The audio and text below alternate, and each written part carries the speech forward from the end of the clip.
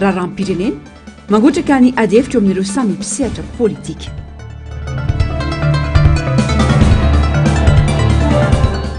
Komina tokony hamerenana fifidianana efa navitany andraiky ny seni ho ny filohan'ny seni.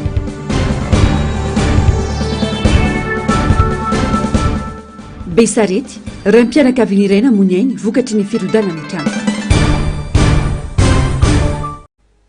Faltafaraka aminao ndray tomokilasy tomovavy ato anatin'izao fotoana ny fampahalalam-baovao izao aterina ny arabary manasanao anaraka ny vaovao hatramin'ny farany.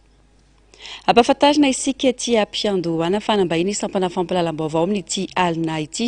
Voalohany amin'izany Ramatoa Alson Liva solitenan'ireo mpivarotra ny Andravoahangy resaka mahakasika ny olana sedran'izy ireo amin'izao fiakarany rano sy ny fotoam-pahavaratra izao. Eo ihany koa i Mamy koa avy amin'ny Canal Plus hitondra zava-baovao sy tolotra maro samihafa ho an'ny mpanjifany amin'ity volana Desambra ity mialohan'ny andraisantsika azy ireo dia iloha hoentina aminao ireo vaovao nisongadina tamin'ity anio ity.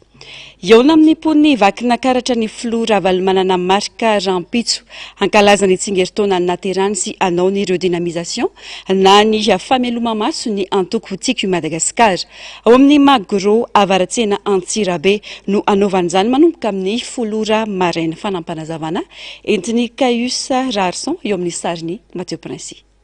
Eto Antsirabe reny voto vakina karatra ny filoha marika Ravalomanana amin'izao fotoana izao. Akoatrin'ny fanamariany ny tsingeritaona naterany dia eo amin'ny vahoaka ny vakina karatra ny tenany Rampitso Sabotsy 13 Desambra 2024. Vakina karatra moa no safidiny ankalazany izany amin'ny titony ity. Androany 12 Desambra moa izay tsingeritaona naterany zany saingy ny andro fiasana dia atao Rampitso Sabotsy 13 Desambra izany noho ny fangatahany maro ka ao amin'ny kianjan'ny Magro avaratsena no anatotosana izany. Fotoana hitafany ihany koa amin'ny vahoaka ny vakina karatra Rampitso. Ny resaka famokarana no iompana ny dinika satria tantsa sy piompy avokoa ny akamaroan'ny mponina aty antoerana. Akoatrin'ny tantsa dia dinika amin'ireo tanora manoloana ny tontolon'ny asa koa ny filoha marika Ravalomanana. Maro manko ireo tanora no miandrandra mafy ny sokafan'ny orinasa tiko izay isan'ny orinasa goavana afaka mampiasa olona anarivony eto vakina karatra ka andrasan'ny maro ny fihaonana amin'ny Rampitso Sabotsy. Tonga eto Antsirabe Soamatsara ny tenako miaraka amin'ireo ankohonana ankalaza ny tsingeritaona naterahana zava-dehibe zany amin'ny fiainana zava-dehibe zany ka dia voalohateny tsy misaotra an'Andriamanitra fa dia ny fahasoavany no natozao ahy ary miaraba ny voaka ny vakina karatra ray manontolo eo nytsika Rampitso eo amin'ny Magro avaratsena ary anao izany fankalazana zany amin'ny fomba mendrika fisaoran'Andriamanitra sy fankasitrahana azy noho izay fahasoavany tsy hitalahany zay tena faly ka dia manantena fa eo aminareo ary tsy nivoaka ny vakina karatra ihany fa misy ireo avy any amin'ny faritra avy any amin'ny province zay ho avy eo. Inona natonga azy hoe Rampitso vao natao le izy fa tsy Androany satria andro fiasana Androany dia mba nangataka ireo le avy any amin'ny faritra reo tsy tonga any zay raha tsy niasa botsy président eny ara hoa zany tsingeritaona zany mantsy mba atserovana amin'ny andro anankiray ao anatin'ny taona hoe isaoran'Andriamanitra sy arahana miresaka sy mitafa amin'ireo tapaka sy namana anehoana ny fifaliana rehetra hitantarana ihany koa ny zavatra misy no avy indrindra zavatra niseho teto amin'ny firenentsika ka dia Rampitso zany ihany mihaona aminareo aho fantatra ireo tanora fa tena mangetaeta sy mamera-panontaniana amin'izany fa dia Rampitso mamaly anareo eo koa ianareo zay ho avy ety toy ny any Fianarantsoa ny sao teo eny ane ka toditso ny lalana ianareo ny avy any Tomasina fa dia Rampitso zany ankalazana aty Antsirabe eo indray fametrahana fanontaniana nahoana moa no natao any Antsirabe izy io président fa tsy natao aty aminay na dia teo Antananarivo ary dia nameraka an'izay fanontaniana zay fa zao no izy tsy hoe voatokana amin'ny toerana iray ihany efa nisy fotoana nataontsika tany Toliary izy io tany nankalazantsika ny tsingeritaona tamin'izany fotoana zay ary dia efa nisy teo Antananarivo teny Tanjombato dia zao indray a ataontsika ao Antsirabe ao avaratsena teo amin'nisy Magro ka dia manantena fa samy vonona sy hiara ifalitsika menakavy ka de samy tenyandriamanitra fa rapitso zany miany samy tenyandriamanitra.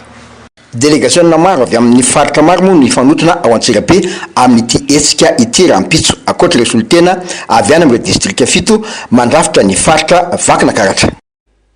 Pejiny politika kosa indray mbola tsy mazavatra amin'izao ny lalan-kizorana ny fanavozana notakin'ny vahoaka na dia fanapetraka aza ny fepitaona roa volana anombanana ny asan'ny governemanta tsy karitra fa tsy samy manongotra ny firongon'ny fitondrana teo aloha ny mpitondra ankehitriny ho ny fanehoan-kevitra. Mila ny fifambodiniana ireo mpisihatra rehetra ny fandraisana fanapahan-kevitra politika enti manavao ny repoblika ho ny mpanao politika Jean Pierre raha miara-manantaty baovao ny Narcisse Karazafy eo amin'ny sary siriran-tsary ny mbola avatsara. Mbola tsy tafiditra ao anatin'ilay fanavaozana notakiana teny an-kianjan'ny firenena amin'izao fotoan'izao hatreto mbola tsy misy rafitra mazava hitondrana ny fanavaozana ho ny mpanao politika mety misy ny miteny fa vao manomboka saingy efa nisy kosa ny fepitaona mazava napetraky ny fitondrana ankehitriny izay tokony arahana sy ho hajaina ary voalaza fa hitsarana ny asan'ny governemanta mitaky soro-dalana mazava ny fitantanana ny tetezamita satria mbola misy diantana ny firongon'ny mpitondra teo aloha ny zava-misy eto amin'ny firenena amin'izao fotoan'izao ho ny fanazavana nomeny mpanao politika Jean Pierre raha miara-manana ho feno roa volana amin'ny herinandro ho avy io ny fepitaona anaovana tombana ny governemanta aka-andrasana izay iseo hoy ny fanamafisana. Mety hiteniny olona vao manomboka kanefany efa nomeny ilay daty fotoana no teneny eo roa volana no hijerena azy noho izany aminay de tsy tafavoaka izy ka tokony ravana tanteraka ilay gouvernemanta ary ny anay moa de tsy hoe ilay gouvernemanta ravana tanteraka fa ny fiverenana mihitsy amin'ny vokatry ny tolona de ilay faharavany 4e république izay no tokony ho tanterahana rehefa rava ny 4e république dia misy zany ny fanapahan-kevitra tsy maintsy atao ohatra ny firenena rehetrarehetra ny fametrahana ny soro-dalana hitondrana ny tetezamita eo amin'ny firenena na inona fomba ataotsika de zay foana io tetezamita foana io tsy mila mitady anarana hafa fa izay foana io dia mbrosy zany tsika amin'ny fametrahana zay soro-dalana tetezamita izay. Tanjona ny anokatra varavarana ho an'ny fifanarahana ara-politika atao anatin'ny fikaonandohany ireo mpanao politika izay natao teny akoron-drano andrano fa indrindra hitondra tolo-kevitra anavaozana ny repoblika ilaina araka izany ny fifampidiniana iraisan'ny rehetra momba ny fitondrana ny firenena amin'izao fotoana sarotra izao ho hiatran'ny fanehoan-kevitra. Dia tsy afaka akory izany ilay hoe Andry Rajoelina sy ny firongony dia ilay toetra tia manampitampina manao apitipitopy amina zavatra rehetrarehetra manovanova minisitra fotsiny milaza fa hanao fijerena jery-tombana anao tombanezaka ho an'ny minisitra tsirairay enefa rehefa avy eo tsy hitakory zay fandehany fahavadibadika eo dia tena manahirana zany satria le olona mipetraka eo reo de olona efa niverimberina teo ka iza tsy miteny hoe tsy azo averiny amin'ny fitondrana ny olona teo miaraka tamin'ny Andry Rajoelina fa kosa za miteny hoe misy olona 9 tapitrisa hafa kosa eo mianatra manampahaizana de am'ireo kosa ave de tsy hisy mihitsy vita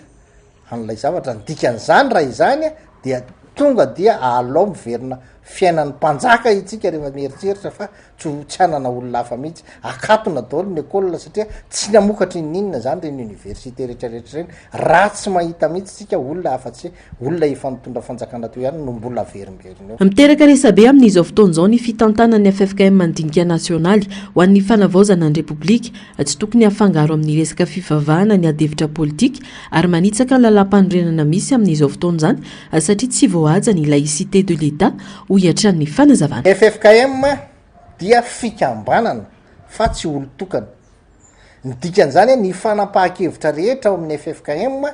dia ny fikambanana FFKM no mamoaka azy amin'ny anaran'ny FFKM ka na invitation ietsonan'io na inona ietsonan'io rehefa ny FFKM namoaka azy dia ny FFKM rehetrarehetra no namoaka an'ireny atao hoe fanasana ireny zany de izany tsy tokony olona faharoa ny FFKM de miasa mifoto-kevitra dia ny hoe napetraka taminy de hoe inclusivité hoe tsisy fanavahana an'izanizy de tokony tsy agaga zany ilay fanasana napetraka fa itsika hoa dia tokony hijery tsara hoe itsika io ve ao anatin'ny lalam-panorenana raha ao anatin'ny lalam-panorenana tsika dia sady tsy mety ny tsisy fotony ny zavatra ara-politika taritiny ny FFKM satria tsy azo afangaro ny resaka mahakasika ny fivavahana sy ny politika fitantanana ny firenena. Ahina ny ampikoa mindray ny vahoaka malagasy ho ihany ny faneho-kevitra raha toka tsy voahajan'ny fitondrana ankehitriny ny fifanarana ny fanaovana tamin'ny vahoaka dia ny fitondrana fanavaozana ho an'ny firenena. Betsaka ireo malagasy manam-pahaizana eto amin'ny firenena noho izany tsy tokony ho sarotra ny manome toerana azy ireo amin'ny fitantanana ny firenena. Raha ny hita mantsy ho hiatra n'ity mpanao politika ity dia mbola mitangorona amin'ny fitondrana ankehitriny ireo olony mpitondra teo aloha izay namotika ny firenena. Fa nanolotra sy nanoratra antota-kevitra sy fitoriana iampangana ny filoha teo aloha Andry Rajoelina teny amin'ny anteny miandram-pirenena ny GNJ Madagasikara ny andiny faraka amin'ny 30 amin'ny lalam-panorenana no fototra ny aingan'izy ireo tamin'izany. Antony izany ny famadihana tanindrazana sy fanitsakitsana miverimberina ny lalam-panorenana nataon'ity filoha teo aloha ity. Miantso ireo solombavambahoaka 13 amin'izany eto Madagasikara ny GNJ Madagasikara mba hankatoy izany fiampangana izany ka nome rariny ny vahoaka efa ny safidy ary mampiseho fa ho hitam-bahoaka fampiretsy-kombakomba amin'ny tsy maty manota ary miaro mpitondra nalohan'ny vahoaka ireo izay tsy manaiky izany hoy ny fanamafisana fanadiadiana.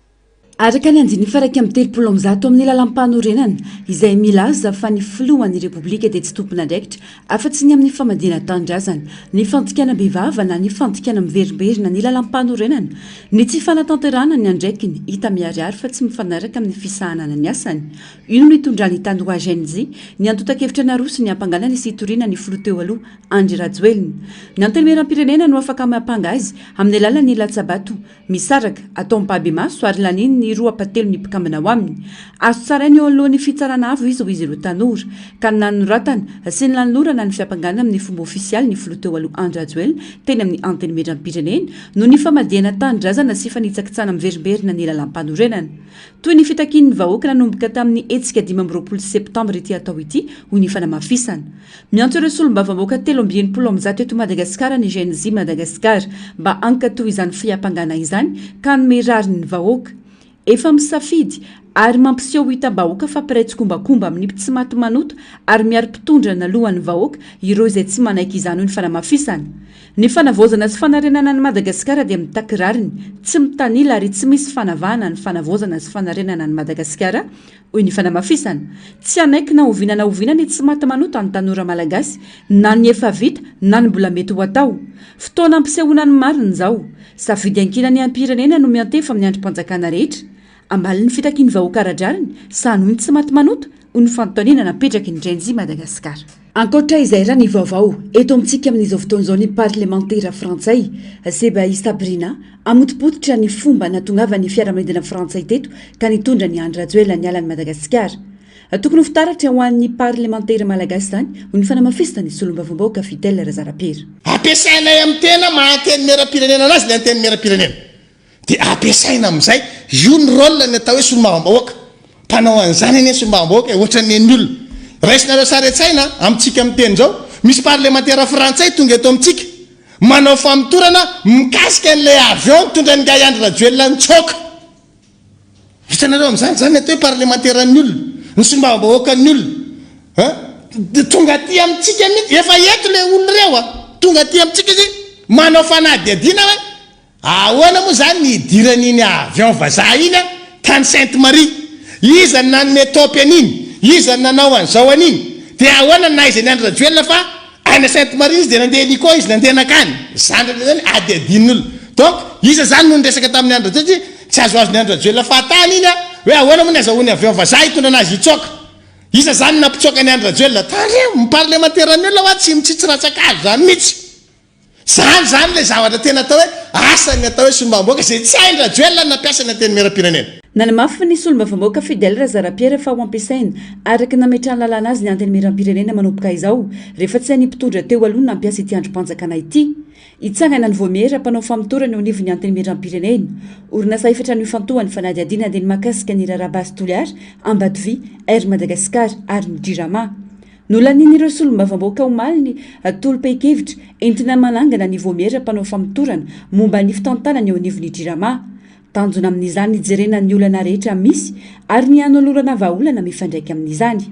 ny tokony ahitana taratra ny drafim-panarenana vaovao entina mirenana amin'ny lony ny orinasa mpanjakana drirama sy mba amarina ny atahita-mbahoaka voafidy ho filohany vomiera ahitana mpakambana 520 isana izany solombavam-bahoaka Razafindramasi Farala Celestin voafidy tao amin'ny distrika ny Benenitra raha nalaly teo anivo ny antony miram-pirenena moa ny ministry ny fitsarana dia nangataka fiara-miasa amin'ireo solombavam-bahoaka ao anatin'izany ny fantohany fanadiadinany ny fitantanana tsy naomby sy ireo trondry lehibe nambotry ny firenena. Mahakasika ny raharam-pirenena tsy natao hanadiovana ny raha tsy vita nandritra ny fotoana nananana fahefana ny fikonan-doham-pirenena noho izany aoka hitatra amin'izay nanao ny tsy mety ny lalàna aoka hiatra amin'izay nanao ny tsy nety ny lalàna sy ny sazy fanovana sy fanavaozana no takiana eto amin'ny firenena ka tokony tsy hananana ena maso ny fampiaran-dalàna izany no antony fankakevitra no karakaray ny komity fanavaozana ifotony any Madagasikara na ny Kafim sy ny sehatra ifanakalozana anatsarana ny fanaovana politika na ny SIAP ho an'ireo mpanao politika sy ny antoko politika tetsy Akorondrano androany isan'ny loha hevitra nandaniana fotoana maro ny sata ifehezana ny tetezamita nandritra ity andro voalohany fankakevitra ity tena toerana nanangona ny vaovao Germaine Menjanary Taiziniana. Hafahafa ny fizoran'ny lalana mankany amin'ny fanavaozana sy fanovana eto amin'ny firenena ho ireo mpanao politika manana andraikitra feno ny antoko politika anitsideny izao ny lalana tokony izoran'ny firenena sy ny vahoaka malagasy ho amin'ny fanovana sy ny fanavaozana tena izy izany no antony fikonan-doha mialohan'ny fotoana ataon'ireo mpisehatra politika ireto mba hamoahana fehi-kevitra tokana ho an'ny fijery iraisana eo amin'ny tontolo politika eto Madagasikara ka ahafana mitondra fanavaozana matotra sy matanjaka tsy an'olom-bitsy Madagasikara fa any vahoaka malagasy hoy ny fanazavana. Dia mazava koa ny hevitra loto-kafo sy ny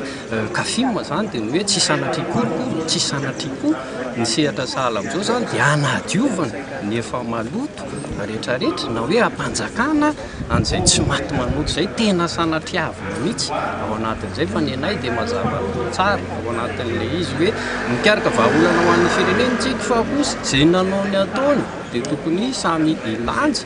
ny vokatry ny nataony avokoa inona ny tanjona amin'izay tsy sanatria hoe valifaty politika tsia ho anay dia mazava tia hanova tokoa ve tsika dikan'izay raha tia hanovotsika sy nanao dia tokony hosasiana kosa mba ho anatra ho an'ny rehetrarehetra izay mieritreritra hitondra ny firenena raha firenena tia rapitso afaka pitso lizy manko sanatria ohatra misy mieritreritra hoe afaka manao izay tiantsika ataotsika rehefa mitondra firenena dia rehefa miongana eo tsika dia mangataka isina concertation nationale fotsiny dia mifampiresaka dia vita dia sahala amintsisy nanao ininona zany dia eto amin'ity firenena ity dia minoa ianareo fa raha izay ny sanatria ho ataontsika eto dia isaky ny misy krizy eto isaky ny misy voongana dia mangataka concertation nationale fotsiny dia andao ifamela heloka dia vita dia tsisy firenena iova mihitsy zany. Solotena roa isaky ny antoko politika no mandray anjara amin'ity fakan-kevitra ho an'ny mpanao politika sy ny antoko politika izay natomboka androany ity raha ny fanadiadina natao dia ny voamera momba ny tetezamita no tena mahaliana ireo mpandray anjara raha mitaha amin'ny komisiona hafa tanjona ny ametrahana fitsipika mazava momba ny itondrana ny tetezamita. Dia ny volontarika no misolo-tena ny antoko amin'ny afotokevitra be tsy amin'ny antoko na ny idéologie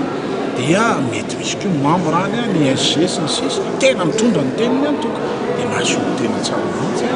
ny antoko politika tsirairavy ny lehibe ny mpitapika sy ny secrétaire général na ny mpikambana na ny bureau politika. Ny famakiana ny toetra ara-pirenena aloha ny tetezamita dia ny voana amin'ny fikaonan-doha iombonana zany ny atevitra eto dimy ny voamera ny voamera ny fitantarana ny tetezamita fikaonan-doha-pirenena ny sata ny fitetezamita ary ny arifanina dia io ihany koa ny ara-pifitanana. Hitantsika fa anisany tena andraisan'ny rehetra betsaka anjara zany zao dia le hoe ny fitantanana ny tetezamita manodidina ny 570 ireo mpandray anjara amin'ity fakan-kevitry ny antoko politika izay aharitra atelona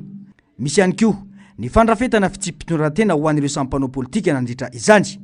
raha ny fanazavana azo dia ny alatsinainy izao no ivoaka ny fehi-kevitra sy ny firosona amin'ny fanaovantsony izany ireto mpanao politika ireto ka atolotra ny FFKM ny fehi-kevitra izay ivoaka eo andrasana ny toyny. Mijany eo amin'izay vaovao izay samy mangetahita fiovana araka ny tokony ho izy ny rehetra amanoloana ny zava-nisy sy ny ainana teo aloha mangotraka ny adihevitra teo amin'ireo samy mpisehatra politika sy ny antoko politika nandritra ny fankakefitra mandeha amin'izao fotoana izao ny amin'ny fomba hitantanana ny firenena isan'ireo nitondra ny heviny androany ny antokotika Madagasikara ny hery vaovao ny Madagasikara ary ny antoko Arema Germaine Medanary Taizianatra. Matoa misy ny adihevitra dia misy ny fanovana sy ny fanatsarana mila atao amin'ny fomba hitondrana sy hitantanana ny firenena. Tokony tsy ho adino ny rehetra nefa fa isan'ny fototra mahatonga ny krizy eto amintsika hatramin'izay ny resaka fifidianana ankoatra ny olana ara-sosialy izay mampimenimena ny vahoaka. Fositry ny olana ho an'ny tsy fahamarinana toerana ara-politika sy ny fitondrana mijoro ny resam-pifidianana raha ny fanazavana amafisina hoy ireo Rakotovao fa fotoana izao iadina hevitra momba izany. Nenay tena le amin'ny lalam-pifidianana sy miaraka amin'izay tena lehibe aloha aminay satria tsy maintsy ny hafarany izao fomba fitantanantsika izao zany dia ho any amin'ny fifidianana antsika. Ka io ny zavatra lehibe anankiray fa tsy hoe maiky tsika andao aingana fa andao dia tonga dia hifidy dia inona zany nanaovana tolona hatramin'izay.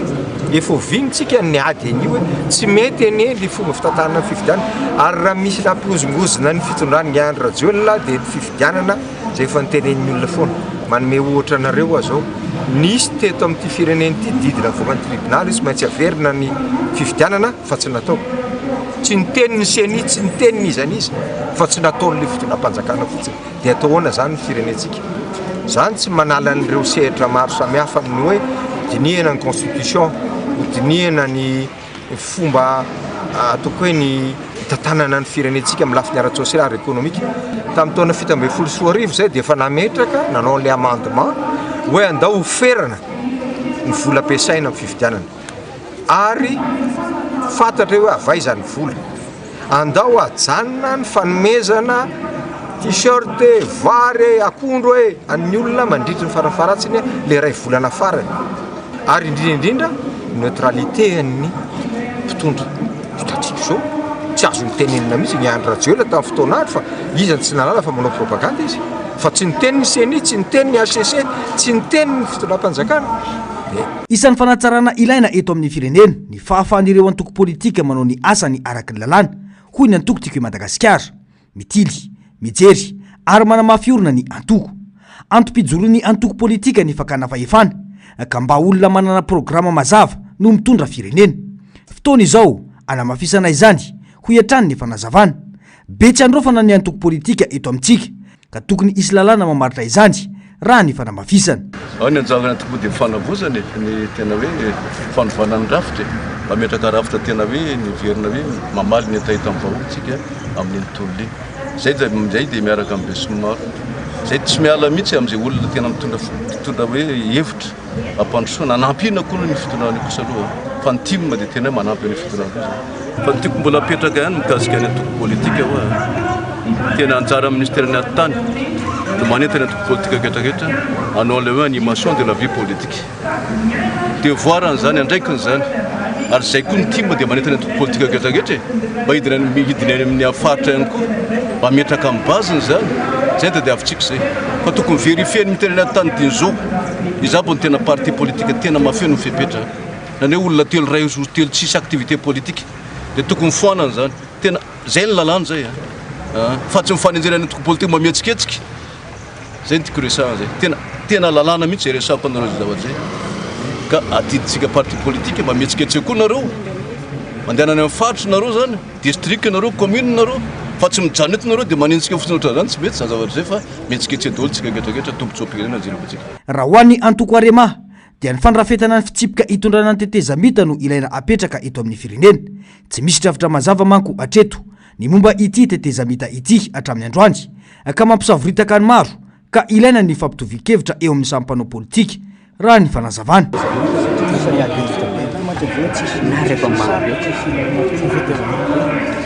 Ka zay mihitsy ny fampidinian'ny mpanao politika hoe misy cadre moa zany ny fomba fitenenana azy misy rafitra tokony hipetraka angambany mba handrafitra le tetezamita fa tsy hoe mandeha amin'izao tsy misy mahafantatra zao tsika ny hoe io folo vaovao io ve nanao fianianana izy dia 5 taona zany izy ipetraka ao sa hery taona sa 2 taona sa 10 taona nisy ny fitenenana hoe anatin'ny 80 andro izy tokony ametraka fifidianana nefa iaraha mahafantatra fa ao anatin'ny 80 andro zany tsy possible manao fifidianana ao anatin'izay fifidianana zay tsy tao anatin'ny tety andro ny fanjakana satria 90 andro ny fiantsonany olona zay ifidy najanona ihany koa ny fanisana ny olona tokony mpifidy dia ahoana zany ny zavatra zay tokony atao be dabe zany zavatra tokony jerena na ara-panjakana zany na araky ny lalàna zany na eo anivon'ny politika dia eo zany ny arahana mifandinika. Ny alatsina no avy izao no ivoaka ny fenkevitra ity fiona ny antoko sy ny mpanao politika ity ny roso tamin'ny asambomera ireo antoko politika ny tolakandro teo koa andrasana ny fivoaram-baovao. Niteraka faneho-kevitra maro ny tsy nahatongava ny filohan'ny fanavaozana ny repoblika tamin'ny fanokafana tamin'ny fomba ofisialy nidinika ho an'ny fanavaozana tetsy amin'ny CCI Ivato ny alarobia lasa teo samy nanana ny fanazavan'ny raha teo ireo tompon'andraikitra raha fanomezan-danja ny ministera no anambara ny mpitondra tenin'ny gouvernemanta tamin'io andro dia fivoahana stratéjika koa zany tamin'ity androan'ity Germaine Mejanary taisiny. Mifanipaka ny filazana nataony samy ao anatin'ny fanjakana manoloana ny antony tsy nanatrehan'ny filohan'ny fanavaozana ny repoblika ny fanokafana tamin'ny fomba ofisialy nidinika ho an'ny fanavaozana no tarihiny FFKM matetsy amin'ny CCI Ivato nilaza ny mpanolotsaina manoka ny fiadidinan'ny fanavaozana ny repoblika fa noho ny adiditsy ny andraikitra no tsy nahafahan'ny filohampanjakana ny atrika izany rehefa nitafa tamin'ny mpanao gazety kosa nefa ny ministry ny serasera izay sady tompitondra tenin'ny gouvernemanta dia nilaza fa ho fanasongadinana ny ministera ny fanavaozana no antony tsy fanatrehan'ny filohampanjakana ny teny amin'ny SCI Ivato ny alarobia lasa teo. Nilaza moa ny ministry ny serasera androany fa tsy mifanipaka io filazana io fa mamita iraka ara-diplomatika indray ny filohan'ny fanavaozana raha ny nambarany. Hoe namita iraka ve sa nole fanomezan-danja ilay ministera mpanohatra le resaka zany satria ny atsika antoka aloha dia tsy teo zareo fantanina voalohany hoe fa maninona aloha izy ny tsy teo dia valina hoe fa maninona izy ny tsy teo fandaminana eo anatin'ny exécutif fanomezana lanja ny ministera eo anivo ministera mpanjakana eo anivo ny fiadidinan'ny repoblika satria izy nomeny ny fanjakana lalana hitondra ny fanavaozana eto amin'ny repoblika mba tsy ho takona zany izy zay tsy mateo anazy matandrainareo fataizy izy namita hiraka izy inona zany misavaditaka amin'izay. No mafisy ny mpitondra tenin'ny gouvernemanta fa tany dobay tokoa ny filohan'ny fanavaozana ny repoblika ary fivoahana stratéjika no antony tsy nisy ny fampafantarana ofisialy tsy misy afeniny fa mangarara ny fitantanana ary mbola isy ny tatitra ofisialy makasika ny diany tany ivelan'io raha ny fanazavana nataony ministry ny serasera no sady mpitondra tenin'ny gouvernemanta atrany.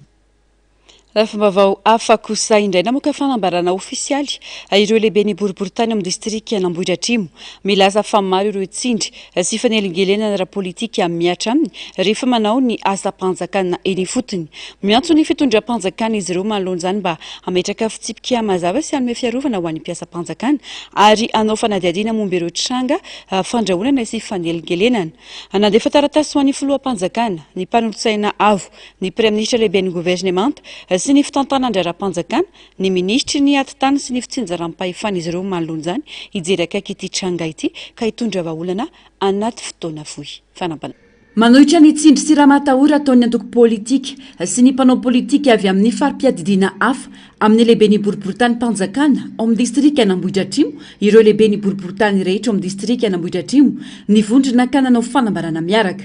Vokatra izay tsindry politika izay mitaraina amin'ny fanatanterana ny andraikitra anankian'ny fanjakana foibe taminy ireo lehibe ny sampandraram-panjakana indrindra ny lehibe ny boriboritany isaky ny komina ao amin'ny distrika Nambohitra Atrimo. Nambara tao anatin'ny taratasy fa misy mpikambana ao amin'ny antoko politika sasany mitaky asa tsy mifanandrify amin'ny andraikiny manery anao tatitra tsy mifanaraka amin'ny zavamisy ary mampiditra toerana politika amin'ny raharany komina sy ny distrika. Izany rehetra izany ny mpitarika dia mampisaraka ny fanompo-panjakana amin'ny fitsipika sy ny lalàna ary mametraka sakana ho an'ny asa mahomby sy mangarahara. miteraka tsy hifankasitrahany fokon'olona na ny vahoaka na ny fampiarany ireo didy amandalana ifampitondrana ny tsindry politika miteraka fahaverezakasiny ao amin'ireo solotena-panjakana sy ireo fitantanandrara-panjakana ary miteraka fandraisana fanapaha-kevitra miandany sy mitanila amin'ny mpanao politika na antoko politika hoy ny fanamafisana mangataka amin'ny fitondram-panjakana izy ireo manoloan'izany mba ametraka fitsipika mazava sy anome fiarovana ho an'ny mpiasa-panjakana ary anao fanadiadiana momba ireo tranga fandrahonana sy fanelingelenana voaray nandefa taratasy ho an'ny filohampanjakana ny mpanolotsaina avo ny praiminisitra lehibe ny governemanta sy ny fitantanandrara-panjakana ny ministry ny atitany sy ny fitsinjaram-pahefana izy ireo manoloan'izany hijery akaiky ity tranga ity ka hitondra vahaolana anaty fotoana fohy raha tsy misy fepetraingana ho izy ireo dia mety ho simba ny politika ny rafi-panjakana eny fotony Vaovao manodidina ny fifidianana kosa indray mbola ady hevitra mipetraka hatramin'ny androany ny momba ireo komina tsy manana be ny tanàna voafidim-bahoaka ka namohan'ny fitsarana didy ny famerenana ny fifidianana ao aminy hatramin'ny androany mbola tsy misy ny vaovao ofisialy mikasika ireo komina ireo nilaza ny filohan'ny seny androany fa efa navitany andraiky ny momba izany ity voameram-pirenena ity tsy miankina amin'ny seny irery ny fikarakara ny fifidianana eto amintsika fa misy ampahany miankina amin'ny fanjakana fanampanazavany amin'ny sariny taizinaina komina Ampolony Mahery no nodidin'ny fitsarana ny famerenana fifidianana ao aminy no ny osoka sy ny olana ara-pifidianana an-tranga nandritra ny fotoam-pifidianana be ny tanàna farany teo hatramin'ny androany mbola tsy misy resaka ny famerenana ny fifidianana amin'ireo komina ireo ny fifidianana olona indray aza no efa namohan'ny fitondrana teo aloha sy ny senidaty anatanterahana azy saingy noho ny fanavozana nisy teto amin'ny firenena dia natsahatra ny fanatanterahana izany nilazany teo anivon'ny seny fa tranga efa nisy teo aloha ny fahabangana sy ny tsy famerenana fifidianana tamin'ireo komina sasany nandritra ny fitondrana teo aloha misy antanatohatra raina nefa vao afaka miroso amin'ny fanomanana fifidianana ny seny ary izany no isan'ny takina ny fahefana feno ho an'ny seny momba ny fifidianana eto amintsika raha ny fanazavana natao ny voameram-pirenena misahana ny fifidianana no tsy tanterahana ny fifidianana any amin'ireo commune izay mididiny fitsarana fa tokony ho averina ny fifidianana any aminy nahoana no tsy tanterahana ny fifidianana any amin'ireo commune izay tsy manana be ny tanàna sy mpanolotsaina ny fotoana zao nefa dia didy fitsarana zao dia zao no lazaina ny seny dia efa nanatanteraka ny asany zany hoe efa mandefa ny sosikevitra ny volavolana daty anatanterahana rehetra fifidianana reny any amin'ny gouvernemanta fa ny matetika dia ny gouvernemanta no tsy mamoaka an'ilay didim-panjakana izay miantso ny fifidy an-datsabato ka ny senia dia tsy manana fahefana amin'izay fanapahana ny daty anatanterahana fifidianana izay sosikevitra no rehefa ny senia fa ny gouvernemanta ny tompo teny farany ary mamoaka an'ilay didim-panjakana anatanterahana ilay fifidianana zay zavatra resantsika zay zao ohatra dia anisany zavatra tsy maintsy ary tokony asiana fanamboarana amin'ny dinika nasionaly rehefa omena fahefana seny hikarakara anomana ary hitantana ny fifidianana dia mba andraikitra voalohany tokony ho azy kosa angamba ny famaritana ny daty-pifidianana izy no mikarakara manomana mitantana ny fifidianana nefa tsy izy akory ary ny mamaritra ny daty-pifidianana ankoatra izay dia nanamafy ny filohan'ny seny fa andraikitra roa lehibe no sahan'ny seny amin'izao ankoatra ny fiatrenan'ny fikonan-doam-pirenena izay efa manomboka mandeha amin'izao fotoana dia eo ny momba ny lisym-pifidianana tsy andro vita fikonan-doha vao tokony irosona ny fanamboarana ny lisym-pifidianana izay fototry ny olana lava eto amin'ny firenena koa ny fanamafisana zao ny zavatra mariny kely moko tsy maintsy zao tsika ny manomboka an'izay fanadiovana sy fanatsarana ny lisym-pifidianana zay tsy maintsy zao satria zao raha ohatra ka hiandry ny dialogue national na ny dinika national ho viditsika voanao ny fanadiovana sy fanatsarana ny lisym-pifidianana dia tsy ho tratra ilay fetrandro apetraka ahafahany tetezamita mamita ny adidiny satria io dingana nasionaly io amam-bolana maro kanefa raha ohatra ka vita ny dinika nasionaly dia zay tsika vo anao ny fanadiovana sy ny fanamboarana ny lisym-pifidianana dia fotoana maro no very tsara ho fantatsika fa ny fanavozana ny lisym-pifidianana dia tsy vita latsaky ny enim-bolana ka raha ohatra raha ve vita ny dinika nasionaly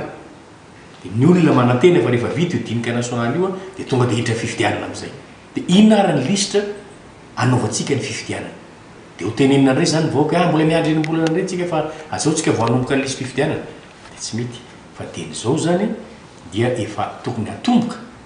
ny fanatsarana ny fanavaozana an'io lisy fifidianana io dia amin'izay tsika mba manana fototra madio tsara dia ny manatsara sy manamboatra an'iny tsy sarotra intsony fa raha amin'izay voanomboka dia mety anahirana ao anatin'ny fanavaozana ny firenena amin'izao ary ao anatin'izany ihany koa ny genie iovan'ny fomba fiasa mba hisi ny fifidianana madio sy mangarahara ka ekendrehetra raha ny fanazavana atrany dia tsy atao ohatra ny taloha ny misy ary efa natao zany audit sy fitsirihana lisy fifidianana zany fa tsisy mahita ny vokatra zay audit zay na ny tena koa aza zay filoha lefitry ny seni tamin'izany fotoana izany tamin'ny taona 2024 misy audit natao teto fa na iza filoha lefitry ny seni tamin'izany aza tsy nahita ny vokatr'ilay audit ka rehefa tsy hita ary ny vokatr'ilay audit ahoana moa ny fomba ahafahana manao fanatsarana sy fanavaozana ary fanadiovana raha tsy fantatra hoe izao ny aretina sy ny tsy mety atao anatin'ity lisy fifidianana ty olana roa lehibe no nisongadina raha fehezina araka ny fanadiadina nataon'ireo fikambanana mpanaramaso sy mpanao politika nandritra ny fifidianana be ny tanàna farany teo iny eo ny fisian'ny doublon antapitrisany tanaty listra ary itsyvolana fahobe navoaka andro vitsy ny alohan'ny fifidianana araka ny tatitra navoaka ny comité électoral pour la bonne gouvernance dia mihoatra ny roa faingo rotapitrisa ireo doublon hita tao anatin'ny lisy fifidianana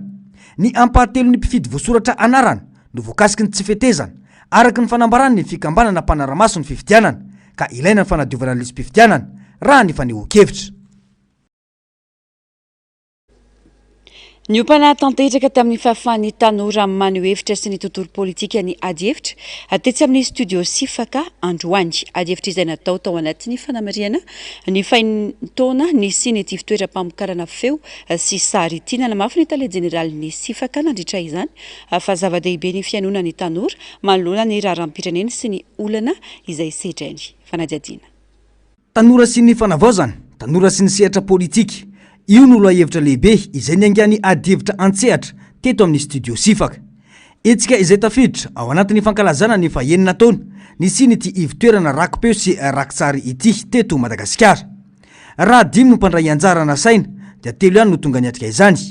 niainga tamin'ny fitakin'ireo tanora ny fanovana nisy teto amin'ny firenena ka izany no isan'ny safidianana ireo lohahevitra ireo tanjona ny anapariahana ny ady hevitra antsehatra tahaka izao manerana ny nosy raha ny fanazavana izay nefa mikarakara tanora ihany koa dia mifandray mihitsy le actualité misy amin'izao ny zava-misy zany sy ny tanora dia nisafidinay le lohahevitra hoe ny tanora sy ny fanavaozana ny zavatra nisy teto amin'ny firenena dia novainy ny hetsika nataon'ny tanora rehefa tsy nanana tsy nenona ny tanora hatramin'izay tsy heno ny etaetany tsy nanana sehatra izy nafahana maneho hevitra dia midina an-dalambe izy manao an'izany dia mefara amin'ny zavatra ohatran'ireny noho izany zany zay ny antony voalohany zay hoe zay ny safidiana an'ilay lohahevitra fa antony faharoa ihany koa lay fambolena lalatsaina na kolotsaina ny firesahana dialogue na concertation satria zay koa d'actualité koa ny resaka concertation dia volenay amin'ny alalan'ireny ady hevitra zany zay ampahampandarana ao anatin'ny fiontanora maroloko fikarinay adiny roa isan'andro amin'ireo radio na onjapeo 10 manerana Madagasikara 3 minitra isan'andro eo fotsiny no atokanay hoe ho an'ny tanora ahafahana miady hevitra dia noentinay antsehatra izy ity ary irinay mihitsy ny ara etsonay mpiara-miombonantoka hoe hoentinay eraky Madagasikara ny sehatra ohatran'izao zany ahafahan'ny tanora maneho hevitra eraky Madagasikara manandanja amin'ny fiainam-pirenena ny tanora nilaza ny tale jeneraly fa tena ilaina ny fahafahan'ny tanora maneho ny heviny manoloana ny fiainam-pirenena sy ny fiainana politika mikasa ny roso amin'ny fananganana onjapeo ny ivitoeram-pamokarana ity amin'izao fotoana saingy mbola voasaka ny lalàna izay mbola misy momba ny fahafahana manokatra izany eto amintsika raha ny fanazavana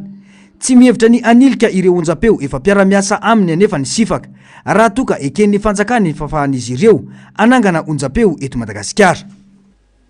pejiny sosialy kosa indray maro amin'ireo mponina eto andrenivohitra no sahirana amin'ny fisitrana rano fisotro madio raha ny fanazavana dia tsy maraka ny filana ny famokarana tsy ampy ny fotodrafitrasa ary izay mbola mitsangana dia efa antitra ny ankamarony izo fototra nefa ny fisitrana rano ako anatin'ny ezaka famana ny olany rano eto andrenivohitra sy manerana ny nosy ny fanjakana amin'ny alalan'ny ministera ny rano ny fahadiovana sy ny fidiovana Narcisse Karazavy mbola avatsara.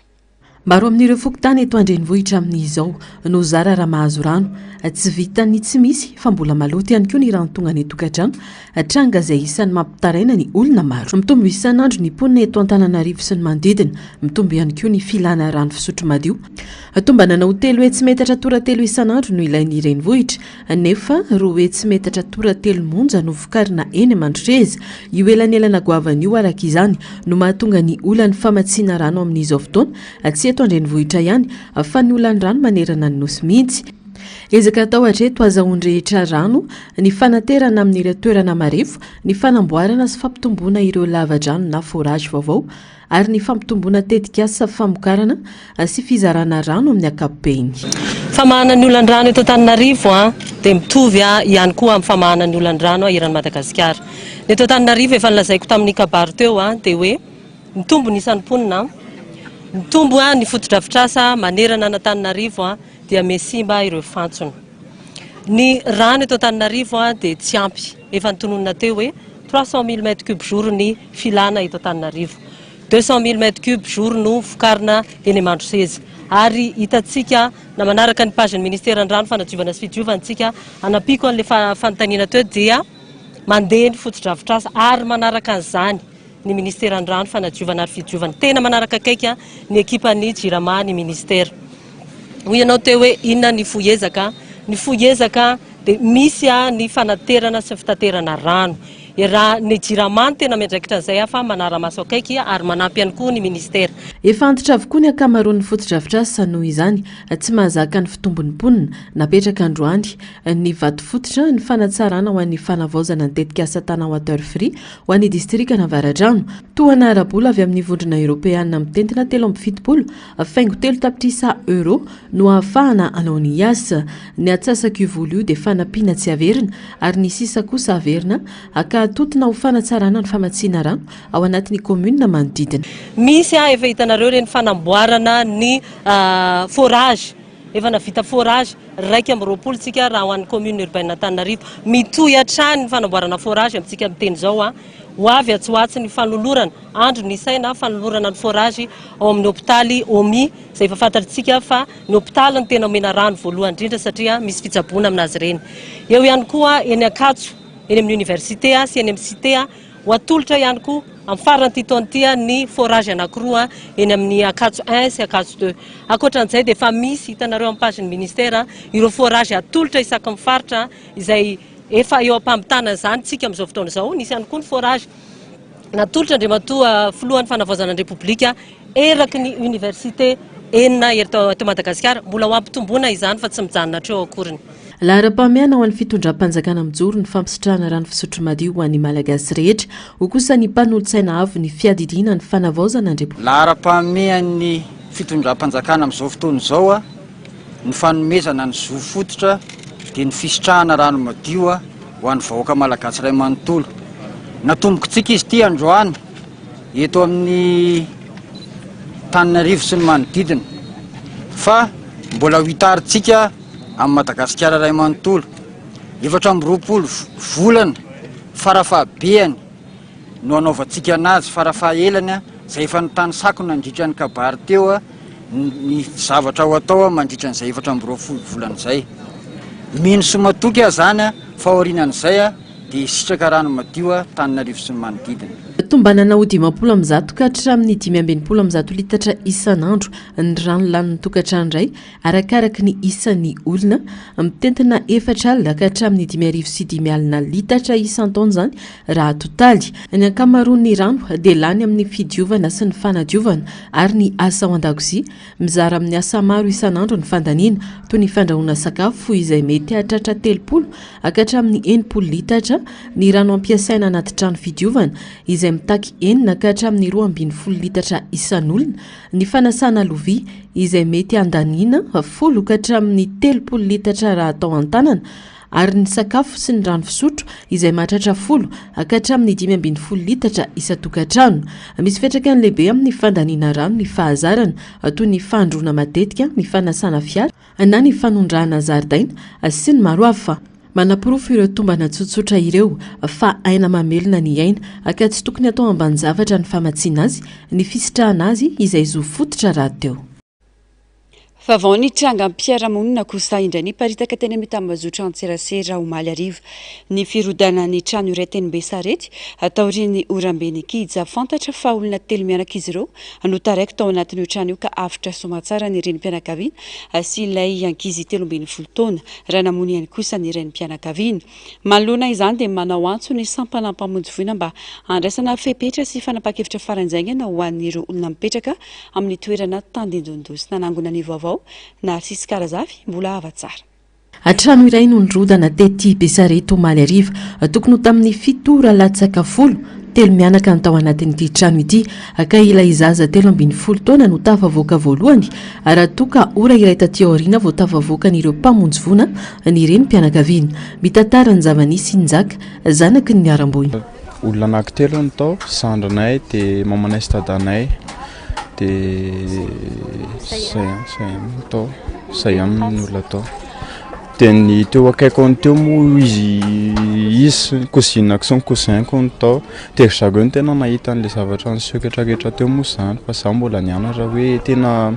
5 minutes avant natongavako ilay izy ny tena nirodana be hono, izay ny tantarain'olona anaty eo. Trano moa izany tena mitroka rano be akozany atoko manko ny ohatrany hoe basinina be makaty daholo ilay rano rehetrarehetra dia trohan'ilay trano ilay rano dia lasa malemy ilay ambaniny dia izay nahatonga an'ilay izy ongotra. Sady efa misy fissure ilay any amin'ny vodin'ilay trano any efa misy fissure. Nanao fikarohana aloha zareo nanomboka tamin'ny enina ariva dia sandranay aloha fa tavovory tsy pompier namoaka azy fa ny olona teto fokony olona teto any fa mamanay zany tena navoaka ny pompier tao adongo teo atangay na moa pompier anazy tao. Nandritry ny alina manontolo kosa noho ny karohan'ny sampana mpamonjy voina ndray mpianakaviana izay tavela tao andro amin'ny maraina tokony ho tamin'ny 9 ora tany vao hita ny nofo mangatsikany nabaranjanany fa ny iray no naniraka azy mianaka hifindra hevitra fa izy kosa taraiky tany ambandriana ka izay no nampanandro sarotra ny fitadiavana. Dia dadanay tena mbola tsy hita mihitsy satria izy ny tao amin'ny farany ambany tao dia tao izy nitotra. Izy niantso mamanay sy dadanay izy niantso ny sandranay sy mamanay hoe aiza nareo dia vao tsy tapitra ny teny tonga dia latsaka ilay izy. Izy ary mbola mandray telefônina atsona ao anatiny ao mandray fa tsy afaka miteny atsona impiry dia alalina amin'izay dia tsy afaka nandray tsony izy tsy nandray telefônina atsony dia 2 étages le trano dia tao ampovoany ry zareo dia ilay izy mizara anankiroa ny anankiray salon dia anankiray chambre dia izy mianaka tato amin'ny salon nasainy dadany nakao amin'ny salon dia ilay dadany vao hiakatra ny tohatra izy vao hiakatra ny tohatra iny nirodana le trano tototra tao izy tao amin'ny tohatra izany izy nitototra. Raha tsisy ny dadanay moa izany dia tena fa maty koa izany mamanay tena tavela tao mamanay. Sandranay moa izany ohatrany hoe nisy miracle be izany satria tafadian'ilay seza sandranay dia voahary be tao izy ary mamanay andeha hoakany amin'ny sandranay no nandingana 2 pas fotsiny izy dia tonga dia tototra tao. Sarotra ny tadiavana ilay iray mpianakaviana tavela tao anaty tranorodana ankoatra ny andro alina dia mbola tao anatin'ny orana no nikarohana azy hoy ny sampana mpamonjy voina. Manoloana ity voina ity dia miantso ireo olona mipetraka amin'ny trano ahina irodana ho mailo hatrany ary manentana ireo olona mipetraka amin'ny faritra iva mba hiala amin'ny trano rehefa tena miakatra ny rano. Torak'izany ihany koa ny fanapahana ny hazobe manodidina ny trano. Ny fanentanana eto amin'ny mpamonjy voina dia tsotra. Nanentana foana moa izahay. Raha misy mampiayany tamin'ny fonenanao, misy mitsihatra, manga, misy idiran-drano. Dia aoka ry tompoko hiala ao amin'ilay toerana isika. Ata ohatra efa nitsidianay eto amin'ny fompamodivoana nitsidian'ireny mpiantsehatra maro samihafa misy eto amin'ny tanàn'Antananarivo ireny tokantranonao, efa voalaza anao fa asiana ny mety hirodana ny tranonao dia aleo re tompoko miala ka mivoaka indray rehefa tena hoe tena tsony zany ny fiaviany ny orana. Zay aloha ny fanetanana voalohany. Fanetanana faharoa dia kapao ny hazo mety maneligelina anao, rantsano na kapao amin'ny fotony mihitsy ny hazo eo amin'ny tokotaninao na mety eny ambony tafotranao na tsy haiko satria mety ampidi-doza. Asio fasika gony-pasika ny tafotrano satria dia mitondra rivotra ihany koa ny orana izay misy amin'izao fotoana izao ka mety ampidi-doza raha ohatra ka miendaka tampoka ny tafotranonao mety ampidi-doza ny manodidina na ihany tokony amin'ny tafiditra tanteraka ao anatin'ny fotoam-pahavaratra isika amin'izao fotoan'izao noho izany nampiana ihany koa ny ekipa ny sampana mpamonjy voana miantsehatra sy miandry raharaha ao an-dakazerina raha ny fanazavana trany entanina kosa nefa ireo rehetra hiarany voana sy ireo tandindondoza mba hanaraka trany ny toromarika omeny izy ireo anamorana ny fomba fiasa ho famonjena ny aina. Araka nefa nampahafantarina antsika teny am-Piandohana manana vahiny sampana fampalalam-baovao amin'ity alina ity tonga eto amintsika eto ny solitena ny mpivarotra eny Andravoangy izay tariny Ramatoa Alson Live hitondra amintsika ny zava-misy eny antoerana amin'izao fotoana izao. Miarabanao tompoko. Miarabanao Madame Miando. Araka ny efa nampahafantarina antsika izay moa dia hiresadresaka isika momba ny zavatra misy eny Andravoangy eny indrindra eto anatin'izao avanimpotoana ny fahavaratra izao ianareo nisany lasibatra sy mitondra takaitra moa zany ao anatin'izay ina tena zava-misy marina eny antoerana amin'izao ny mety ho vokatra izay sy ny fiainam-piainan'ireo mpivarotra manao zavatra misy. Ny zava-misy moa zany dia eo amin'ny lafin'ny rano tena mijaly dia mijaly koa ny mpivarotra rehetrarehetra na mimponina mikasika amin'ny rano tsy vita mpivarotra fa na mimpandeha ary satria mpianatry Saint-Antoine rehetrarehetra dia mandalo daholo hatramin'ireny ankizy mbola vao 5 taona ireny aza mandalo amin'iny nefa ny amin'iny dia misy lavaka ny rano moa tsy resahana tsony ary ny rano dia tena tsy vitany hoe rano madio milatsaka orana le izy fa tena mifangaro rano maloto mihitsy. Raha ohatra hoe mandeha tongotra mpandeha tongotra zao mandeha amin'iny rano iny dia tena tsapa mihitsy fa mangididy ny tongotra rehefa mandeha amin'ilay rano ka tokony mba asiana fiheverana mihitsy zany mikasika amin'izay zavatra izay. Ny rano raha voavy mihitsy ny orana dia tsy mety ritra le rano zany ny tena marina. Tena mijanona aman'androny maro mihitsy. Misy fotoana moa zany misy mitroka rano ihany kanefa moa voatroana ny rano dia latsaka ny orana, voalatsaka ny orana na kely fotsiny ary dia avy hatrany zany dia tonga dia mijanona hoe le rano. Ary io rano io misy fotoanany andro maina tena tsisy orana tsisy inona fa miakatra ho azy zany hoe tena le évacuation zany tena tsy misy mihitsy tsy mandeha mihitsy ny évacuation eny Andravoangy. Ianareo zao mpivarotra ny tena voakasika ao anatin'izay mety manao indray fiainan'ny mpivarotra ao anatin'izay zavatra misy izay dia inona ny tena olana fototra mitarika an'io satria tsy voa izao nisy an'izay olan'izay tena antoerana. Tena tsy voa izao marina misy le olana fa efa aman-taonany. Izy io moa zany ny olona efa lehibe taona teo aloha dia niteny daholo fa hoe ny rano raha nisy ara betsaka tsisy afaka ny teny mihitsy hoe Andravoangy tsy inona iva toerana tsisy afaka hiteny mihitsy hoe tsy misy rano miangona saingy ny rano miangona raha avo ny orana ny epitsoniny dia ritra ho azy fa hatramin'ny siny trano be Asmad trano manga be io dia niteny daholo zany ny olona rehetrarehetra teny hoe hatrano nanomboka tamin'izay no tsy mety ritra mihitsy ny rano. Zay ny zavatra remarika nataon'ny olona zany. Dia izay koa moa ny tenako satria ny tenako miaina eny dia nampiantso huissier zay dia nanokatra dalina anankiray dia io dalina izay sokafany io misy vavany anankitelo bus lehibe izay avy eo amin'ny Asmad mihitsy izay ny constaté ny huissier ny anankiray moa ny anankiroa fanoloana bus telo zany ny eo. Ireo bus telo ireo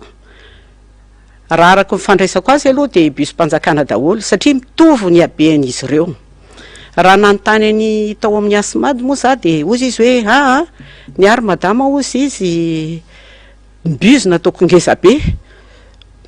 kanefa ny raha mifahitana azy tsisy olona manana trano privé zany ka hanao bus mitovy ny habe amin'ny bus-mpanjakana. Tena mitovy mihitsy ny habe an'ireo bus ireo ka tena misy fahamarinana mihitsy raha mifatsapanay azy ny tenin'ny vahoaka hoe hatramin'ny isian'io trano io dia mety misy tsy maintsy nisy io bus zay hitanay io zay nanaovany constat huissier mety io mety tsetsina satria misy le trano ao amboniny. Ka nenay moa zany nieritreritra teo Andravoahangy dia hoe tokony mba mandray andraikitra io tompon'io trano io mba manao déviation kasika amin'le rano zay misy satria tompony andraikitra izy avy amin'ny alalan'ny bus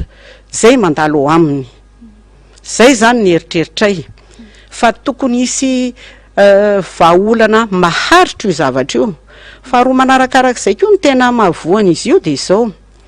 nanao fitarainana moa zay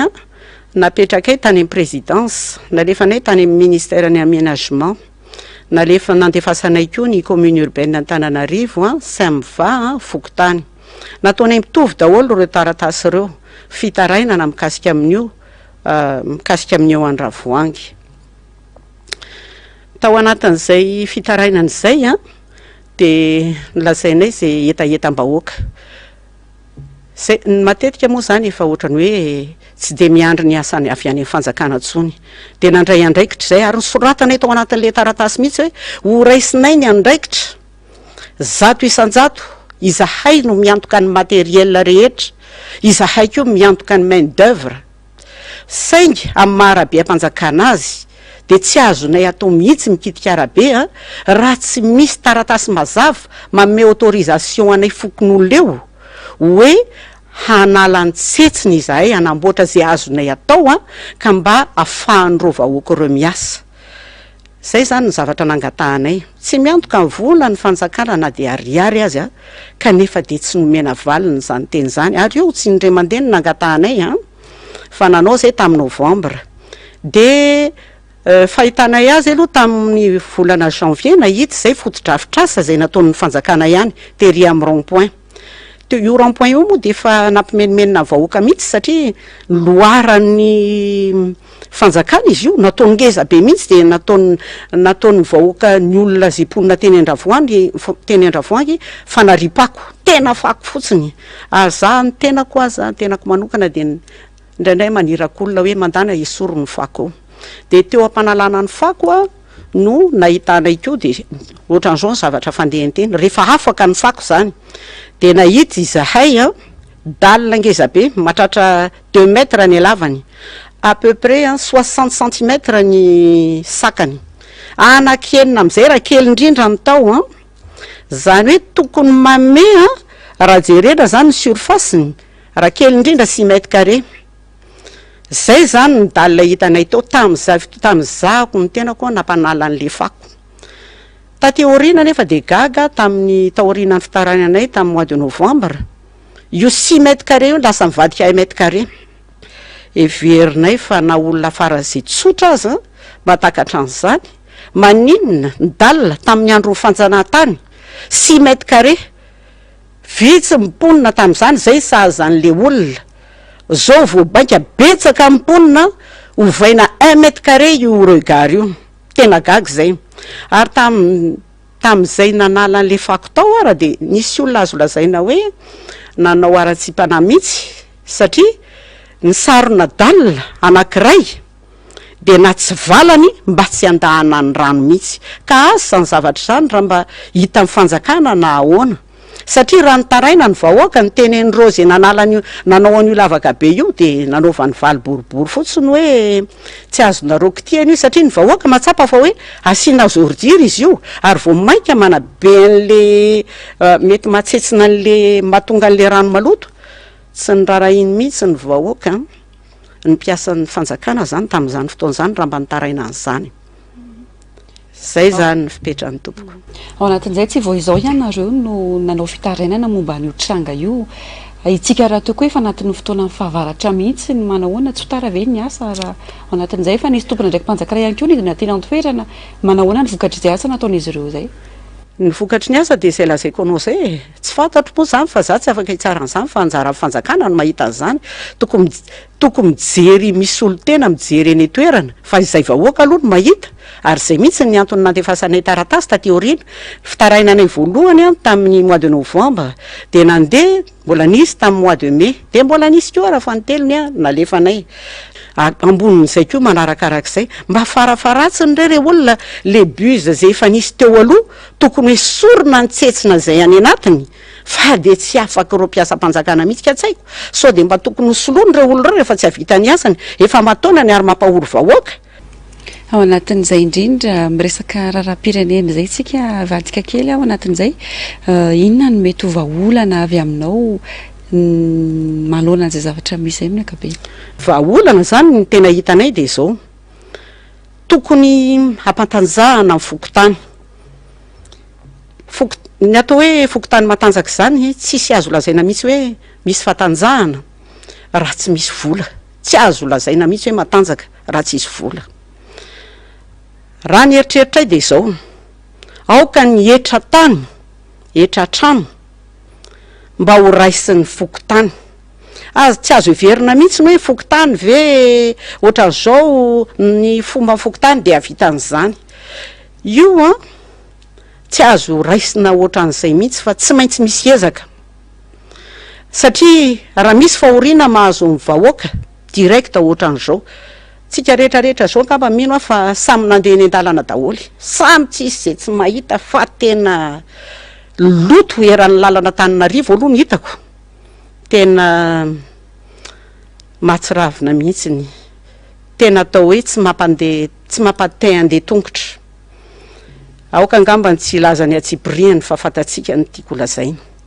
zany zavatra zany nefany raha matanjaka ny fokotany tena tonga dia avetrany dia afaka izany zavatra izany satria ny vahoaka tonga dia any amin'ny fokotany no mitaraina ary ny vola amin'izay miditra amin'ny fokotany dia azo ny vahoaka raha maso azo atao tsara mihitsy izany fa rehefa miezaka manaiky fotodrafitrasa hatramin'ny fotony tsisy zay tsy vita marina fa raha araky ny classement mondial tsika malagasy ny anisany mahantra indrindra fa izany ndray kosa nefa tsy miteny mihitsy hoe mahantra tsika malagasy tsy mahantra mihitsy tsika ary natao hoe ny firenena matanjaka sasany ara tsy manana re-pirenena ananatsika manantsika fahasoavan'Andriamanitra nomenantsika arena ambonin'ny tany arena ambanin'ny tany ka zay no mampatonga anay hiteny hoe tokony etra alao rehefa tsy vita ny sanjakana hatramin'izay nanao zay mba hoe nentina mahasoso ny tanàna alao mba ny etra tany mba ny fokotany mandray azy mivory ny fokotany tahaka ny fotoana taloha amin'izay tsy faly indre mandeha isam-bolana farafaratsiny ny vola mba hierovana amin'le hoe irinando be rinando kely atao petadrindrina mihitsy fa tena fiovanatra any fotony io ary mena tanjaka ny vahoaka mihitsy ny mahita hoe eriananina tsy mety ohatran'izao tsy mba faly koa ve tsika malagasy rehetrarehetra raha ohatra hoe mba tsara ny tanàna rehefa tsara ny tanàna dia mandeha ny tourisme rehefa tsara ny tanàna na tsika raha mahita fafinaretana hoe na mandeha eny an-dalana ara everiko angamba fa mba ilaina ihany zany zavatra zany mamarana azy sika inona no mety ho afatra sy anamafisana an'izay zavatra rehetrarehetra no lazaina to ny entina mafisana azy moa zany dia izao ny tena marina moa dia ao anatin'ny rivo-baovao tsika zao eo amin'ny lafiny ara-politika dia mba manateny izahay ao anatin'izao rivo-baovao ao anatin'ny politika vaovao zao mba tsy sanatry mivava iveriny reny tanora zanatsika ireny matimaty foana satria misy zavatra tsy mahafaly azy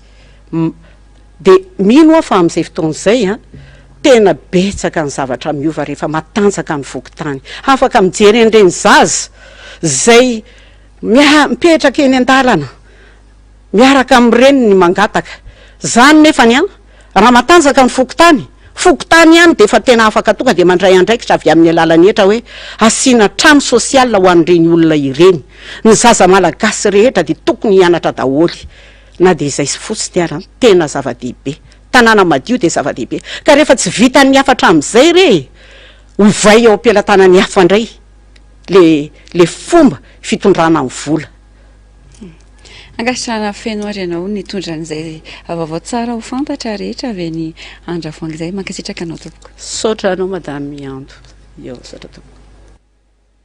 fananao fanambarana androany ireo mpandrarà misehatra amin'ny asa fanafaranentana avy any ivelany noho ny fitarazon'ny famohan'izany eo nivony ladoany nambaran'izy ireo fa mizaka fa tantoka ny mpandrarà noho ny fahasarotany fitsiriana sy ny fisavana nanomboka ny volana novambra lasa teo no nitrangy olana io raha ny fanazavany Germain Menjanary taiziny any olona fito no manao ny asa fitsiriana anyka mitarazoka ny famoahana ireo entana tonga eo anivony fatiseranana fa tiantoka goavana no iainana satria maro ireo entana mora simba kanefa tsy maintsy mijanona eo amin'ny seranantsambo ny conteneur misy entana noho ny antanatohatra tsy maintsy araina hatramin'ny 700 ny fahavoazana ho an'ireo mpandrarà amin'ny fanafarana entana avy any ivelany io vokatra izany raha ny fanazavana manomboka ny volana novambra teo no nisiny olana io raha ny fanamafisana atrany mandalo fahasarotana izay amin'izao satria misy zany ny fitsipika amin'ny fanatanterahana ny asan'ny fahadiseranana io lasa mavesatra be aminay izay hoe mifanohatra tanteraka amin'ny rafitra iemity ka de izay no entina eto aloha zany hitaraina aminareo hoe mavesatra aminay le izy betsaka ny fatiantoka azonay betsaka ny ohatrany hoe sakatsakana maro isan-karazany amin'izao fotoana izao fanamariana kely fotsiny no hoe amin'izao fotoana izao fampiasa ny fahadiseranana anakifito zao miasa mamoaka sy mampiditra amin'le entana amin'ny fanaovan'ny zareo ny asa amandrarana zany ka tena hoe ndray andro manisitra ray manontolo natao le zay vao vita le asa de akoatran'izay rehetrarehetra zay raha hoan'ny fitondram-panjakana manokana zany noho izay fahaelan'ny asa atao amin'ny conteneur anankiray izay de hoan'ny zareo zany mety hoe na ny vola miditra ho an'zareo koa raha lasa mihena koa zany ny vola miditra any amin'zareo ankoatry ny fahasimban'ireo entana dia mitombo ihany koa ny vola mivoaka ho an'ireo mpandrarà ireo raha ny fanamafisana atrany tsy mitsahatra mitombo ihany koa mantsy ny saran'ny fanatobiana entana eo amin'ny seranantsambo io efa fotoana maharitra no nahasimbany scanner izay ansisana nampy ny piasa atao amin'ny seranantsambo saingy tsy nisy fanamboarana izany hatramin'ny androany izay manampitosika ny olana efa misy amin'ny famoahana entana raha ny fanamafisana eo amin'ny 20% eo mihitsy ny fahatiantoka anay satria akoatra ny entana zay simba de misy koa ny vola mivoaka aminay akoatra ny entana simba zany de misy koa vola ohatra hoe ny frais lasa miakatra ho an'ny magazine azy ohatra zay de ho an'ny transport koa zany mazava ho azy lasa miakatra koa ny frais engagena amin'zareo ohatr'izay fotoana tokony andehanan-tsena izao saingy izao no mahazo ny mpanafatra entana ito amintsika takina ny fandraisana andraikitra aingana malona izao zava-misy izao ho iatrany izy ireo lafombavao afa tanteraka ilaina ny fanomezan-danja zany setry ny fanabeazana izay indrindra no antony ananganana fotodrafitrasa maro ho an'ny mpianatra ho ny bentanàna ny commune Ampitatafika omaly ny sitraka fampitaovana avy amin'ny WhatsApp ny EPP Ampitatafika ho fitiovana ho an'ny ireo mpianatra Narcisse Karazavy mbola lava tsara Zava-dehibe amin'ny fampivoarana ny tontolo ny sekoly ny fananana toeram-pidiovana manaraka fenitra izay manampy amin'ny fanabeazana ara-pahasalamana sy manatsara ny fianarana. Lara-pamiana ho an'ny komuna Pitatafika ny sehatry ny fanabeazana ho ny ben'ny tanàna Rado Raparaoelina nandray ny bloc sanitaire vaovao ho an'ny EPP Pitatafika izay natolotra ny mpiara-miombonantoka nambarany fa mitohatra ny ezaka fikarohana fiara-miasa sy mpamatsy vola anatsarana ny fototra-avitrasa ampiasain'ny mpianatra sy ny mpampianatra ao amin'ny komuna. Ny antsony tokony kojakojana sy kajiana izao fototra-avitrasa izao mba haritra ny ben'ny tanàna. Voalohany zay dia faharoa fahatelo amin'ny fifaninanana ny resaka ny fahafahan'ny afa-panadinana dia izay foana ny anay hoe raha tsy manangana olombanina amina fanabeazana tsy ho tafavoaka mihitsiny. Dia mikasika an'ity moa zany efa ankinina ny tale ny fahadiovana indrindrindrindra satria manana ndraikitra nareo ato amin'ny fanadiovana azy fa tsy sanatriana ohatran'le CEG vaovao le manara-penitra moa izy ny teo aloha izay nahazahoana financement ny tena anay niady azy nahazona 24 salle efa niady ny financement nataonay ny tena anay azo le financement afaka heritaona sy tapany mahasositra be mijery an'le WC dia mbola misy olona miteny keo hoe aiza olona ny fandraisana ndraikitra ny be ny tanàna tena ohatrany hafahafa be mahenao zany satria tsy izaho kosa angamba mampiasa an'io na izaho no andeha ho any amin'ny tety WC sekoly satria mahatsiaro fa efa mba nakinina tamintsika le izy dia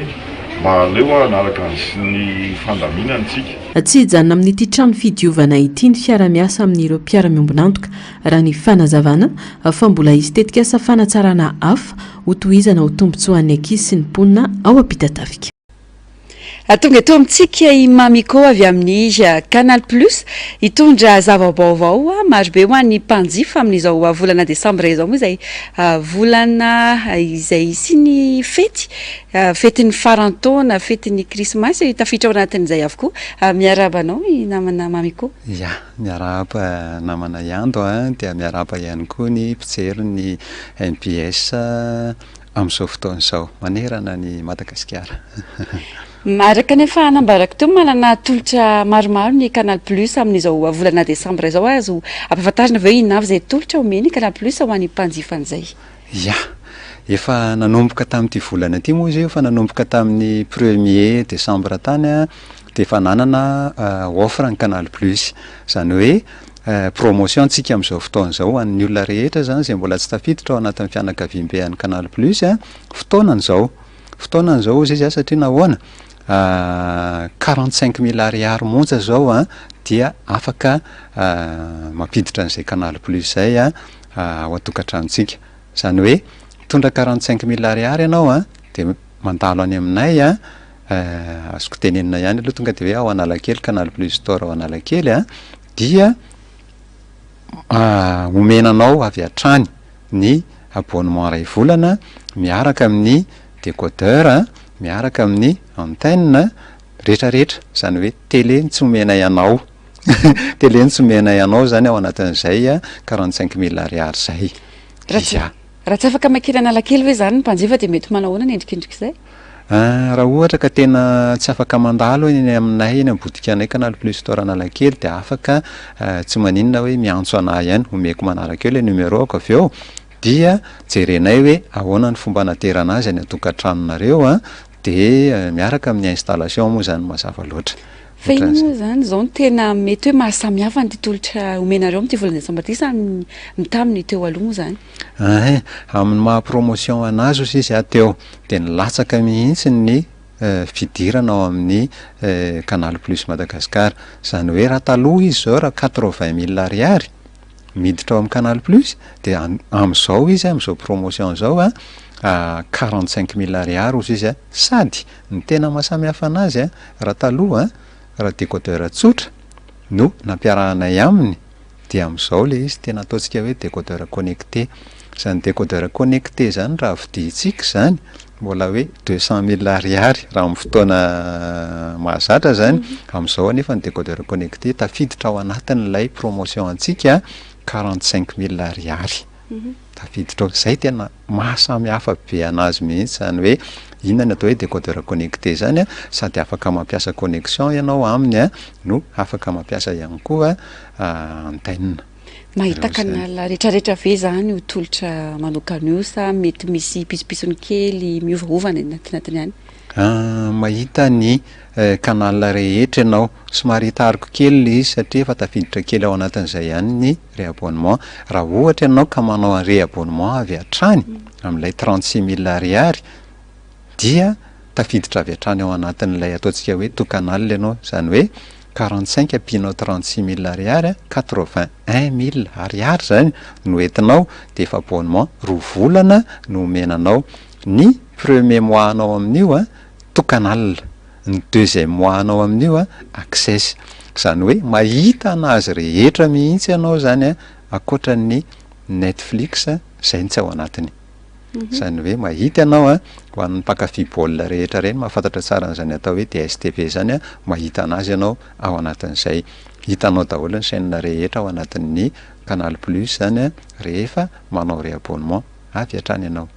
mariako anefany mandra-pahatapitra ny stock le izy jusqu'à rupture na stock zany de tapitra ilay promotion antsika 45 000 ariary vonjovonjeo zany fa aza miandry hoe miandry faraparany na ohatran'izany satria mandeha be izy io satria betsaka ny olona ny tena lina amin'io décodeur connecté ampiarahanay aminazy io ao anatin'izay fa natidika otreo ny resaka réabonnement manetikitika ny sainy maro ny momba an'io aiza ho aiza ny tena fipetraka izay sy mety hoe antanatohatra tena tokony ho ataon'ny mpanjifa zany amin'ny fanatanterahana anazy ny fanaovana réabonnement aloha dia tena marina fa misy précision kely tsara ho fantatra ohatra raha manao réabonnement ianao antsika manana an'ilay ataontsika hoe date de référence zany hoe ny réabonnement nataonao tamin'ny volana septembre zany no mitondra an'le izy zany hoe raha access ohatra ny réabonnement anao tamin'ny volana septembre ka tazominao ilay access amin'ity volana décembre aty dia mahazo an'ilay ataontsika hoe tokanala 30 jours ianao raha ohatra ianao ka miova miakatra mbola mahazo ianao fa ny tena olana dia indraindray misy olona zany évasion ny réabonnement tamin'ny volana septembre nefa nilatsaka izy nataony access tamin'ity volana aty dia tsy azonao ilay bonus 30 jours tokanala misy ihany koa ny olona nanao an'ireny le option andeha ataontsika hoe DSTV reny tamin'ny volana septembre dia nalatsa an'le izy tsy nataony ntsony le option DSTV de ny dikan'izay hoe fa milatsaka de tsy azonao ntsony koa lay bonus tokanala zany hoe tazominao foana zany zay nataonao tamin'ny volana septembre talohan'ny 30 septembre dia mipetraka foana ilay bonus tokanala 30 jours ala mafisanao an'izay fanentanana zay marobe ireo manao tolotra tahaka izao rehefa avy am'taona ny fety ohatran'izao ina ny tena mampiavaka ny Canal Plus ao anatin'izay eny arany ny tena mampiavaka ny Canal Plus moa zany de araka le efa niteneniko teo hoe raha ohatra ka manao souscription nareo ao amin'ny Canal Plus Store Analakely dia mahazo nareo izy décodeur connecté no miaraka aminy zany hoe sady efa misy abonnement io ray volana ny installation gratuite ny matériel rehetra moa zany araka ny teniko teo hoe ny télé sisany tsy omenanareo fa tongava atsovo mamiko afaka tonongo kely ny numéro 034 42 276 08 034 42 276 08 de atsovo fa rehefa mandeha téléphone io de mandray fao mamiko raha misy fanazavana tsy azo zany de azavaiko ao anatin'ny miantso kely anazy eny ary tompoko ankasitrahana feno ianao nitondran'izay fanentanana sy fanazavana izay efa nomeny mamiko teo ihany koa ny laharana izay ahafahantsika ny tokantrano moa zany fa ny mpanjifa miantsona rehefa vonona ao amin'izay tolotra omeny Canal Plus izay ankasitrahana feno ianao nitondran'izay mankasitraka indrindra tompoko de mirarosoa hatrany mirarosoa tompoko amaranantsika ny fampalalam-baovao kosa ny maresaka avy any ivelany atao ry ny fihetsiketsehana goavana manohitra ny kolokolo tany Bulgarie dia nanambara ny fialan'ny gouvernement ny prime ministre bulgare ny alakamisy lasa teo ny Antsiprianjay manjaka amin'ireo rafim-panjakana bulgare ny kolikoly manoloan'izany dia nidina an-dalambe ireo vahoaka nanohitra ity fahalovany ity vokany nametra-pialana ny governemanta araka ny fanambarana nataon'ny prime ministre Roseny Laskov olona manodidina ny 5,1 no nivory tao Sofia renivohitra Bulgaria tsy tao andrenivohitra ihany fa nisy etsim-panoherana ihany koa tany amin'ireo tanàna lehibe 520 hafa anisan'izany Plovdiv sy Varna ary tany ivelany koa toy ny tao Bruxelles, Londres ary Berlin.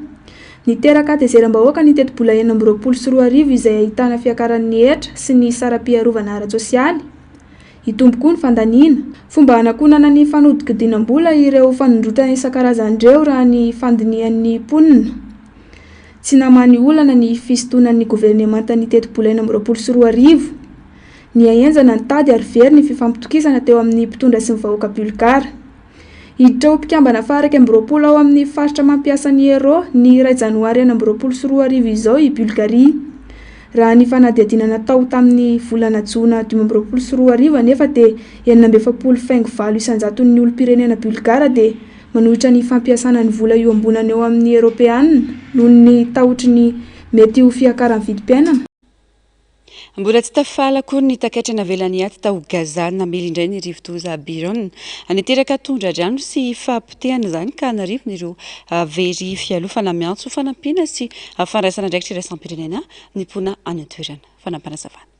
Na herivaika ny rivotoza Biron tao Gaza namela fahasimbana goavana sy fahoriana lalina ho an'ireo mponina voatery-nandositra miaina anaty toby fialokalofana vonjimaika ity rivotoza ity. Raha mbola miatrika ny voka-dratsy ny ady sy ny fanakatonana ny sisy tany i Gaza dia tonga tampoka ny loza voajanahary manampitrotraka ny fahasahiranana lalina. Vokany dibo-drano ireo lay nandritra ny fandalovan'ny tafio-drivotra. Potika ny akamaroan'ireo fitaovana fototra toy ny fandriana, ny bodofotsy ary ireo fitaovana fiarovana amin'ny hatsiaka. Mitombo isa ireo antsy-vonjy amin'ireo fikambanana iraisam-pirenena sy mpanome fanampiana manerana ny faritra. Mitaky fandraisana ndraikitra aingana sy fanampiana mivantana ny mponina, indrindra amin'ny fanomezana fitaovana fiarovana amin'ny orana, eo koa ny sakafo sy ny fitsaboana. Tamin'ny fifanarahana farany momba fampitsaharana ny ady, dia camion manodidina ny 900 isan'andro no tokony anatitra fanampiana ho Gaza. Araka ny tatitra avy amin'ny mpanara-maso anefa dia mbola lavitra izany taremarika izany. Maro amin'ireo toby fialokalofana ny tsy manana rafitra matanjaka hiatrehana ny loza voajanahary toy izao ka lasa mora hiaran'ny tondra-drano. Raha tsy misy fandraisana ndraikitra aingana sy fanampiana mivantana dia mety hiaratsy hatrany ny toe-draharahan'ny Gaza. Gaza izay efa miaina anaty fahasahiranana ara-politika sy ara-tsosialy dia miatrika fanampy vaovao manoloana ny loza voajanahary izay mitaky fiarahamientana iraisam-pirenena sy fandraisana ndraikitra maika. Tapitra ny fampalalam-baovao tomboky lasy tombovavy angasana fenanao nanaraka izany hatramin'ny faramametraka ny veloma mandra-pitafa rampitso amin'ny ora mahazatra indray veloma tompoko.